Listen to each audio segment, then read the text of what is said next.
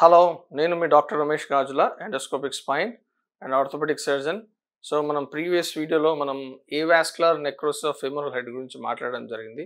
తరచుగా మా క్లినిక్స్లో patients even after core decompression చేసిన తర్వాత అడిగే ప్రశ్న, లేదా బిఫోర్ సర్జరీ కూడా అడిగే ప్రశ్న ఏంటంటే, ఎంతవరకు core decompression is effective?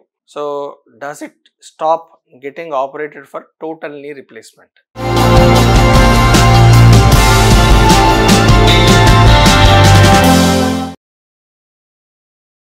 So core decompression చేస్తే సరిపోతుందా ఏవిఎన్కి, avascular necrosis of femoral head? అంటే ఈ ఏదైతే ball and socket hip joint ఉందో ఆ బాల్ చచ్చుపడిపోవడం, ఏదైతే మనకి రక్త ప్రసరణ ప్రాపర్గా కాకపోవడం, బోలెడు కారణాలు మనం డిస్కస్ చేసాము, విశ్లేషించాము. మేబీ బికాస్ ఆఫ్ స్మోకింగ్ కావచ్చు, స్టిరాయిడ్ యూసేజ్ కావచ్చు, మన కరోనా డిసీజ్ వల్ల కావచ్చు, సో అంతకుముందు ఆల్కహాల్ హ్యాబిట్స్ ఉండడం కావచ్చు, సో కొలెస్ట్రాల్, హైపర్ కొలెస్ట్రాల్ కావచ్చు. సో అల్టిమేట్గా ఏంటంటే ఏదైతే రక్తనాళాలు, బ్లడ్ వెజల్స్ ఏవైతే blood supply to femoral head ఉంటుందో దాంట్లో చేంజెస్ రావడం వల్ల వచ్చే డిసీజ్ ఏవిఎన్. సో దీంట్లో ఎర్లీ స్టేజ్ 1 and 2లో మనం ఏమన్నా కోర్ డికంప్రెషన్ ఈజ్ ఒక సర్జికల్ ప్రొసీజర్, ఒక చిన్న చిల్లు ద్వారా మనం ఒక 6 mm 8 mm డ్రిల్ని పంపిస్తాం, బోన్ లోపలికి డ్రిల్ చేస్తామని చెప్పాం. సో అది ఎంతవరకు ఎఫెక్టివ్, సక్సెస్ రేట్ ఎంతవరకు ఉండొచ్చు అది చెప్పలేము మనం.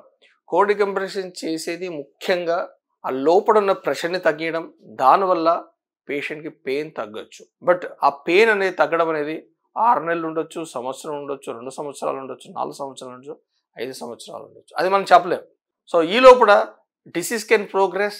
సో ఇమీడియట్గా మేము ఏదైతే కోర్ డికంప్రెషన్ చేసామో మేమే మళ్ళీ నెక్స్ట్ సిట్టింగ్లో లేదు మనం we have to go for open surgery, so called total hip replacement అని కూడా మేము చెప్పడం జరుగుతుంది. సో 100% ఇది సక్సెస్ఫుల్ ప్రొసీజర్ అని కూడా మేము అనలేము, ఎందుకంటే ఇట్ ఆల్ డిపెండ్స్ అపాన్ ఆయన బయాలజీ మీద డిపెండ్ అయి ఉంటుంది, ఆయన ఏజ్ పరంగా కూడా ఉంటుంది. ఫర్ ఎగ్జాంపుల్ అబవ్ 45 years అలా ఉన్నప్పుడు కూడా ఏంటంటే మనం హోల్డ్ చేసినప్పటికీ కూడా ఏంటంటే one side of the bone నుండి మనకు రక్త ప్రసరణ, అంటే బ్లడ్ వాస్కులేచర్ డెవలప్ అయ్యి అక్కడ బ్లడ్ సప్లై చేస్తుందని కూడా మనం చెప్పలేము. యంగ్ ఏజ్లో అది డిఫరెంట్ పిక్చర్, ఓల్డ్ ఏజ్లో అది డిఫరెంట్ పిక్చర్ అనమాట.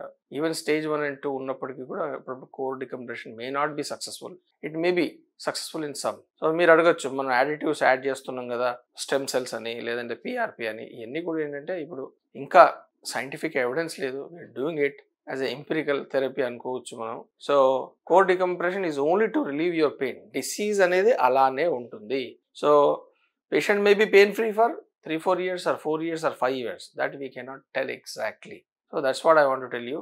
So 100% సక్సెస్ రేట్ అని మాత్రం మన కోర్ డికంప్రెషన్ గురించి చెప్పలేము, but we are left over with that only. ఎందుకంటే మనకు బాల్ ఇంటిగ్రిటీ ఉన్నంత కాలం, ఆ బయట నున్నదనం అనేది ఉన్నంత కాలం ఏంటంటే మనం యంగ్ ఏజ్లో we don't advise for a complete total hip replacement. We can try with core decompression. Otherwise, medical treatment is already there.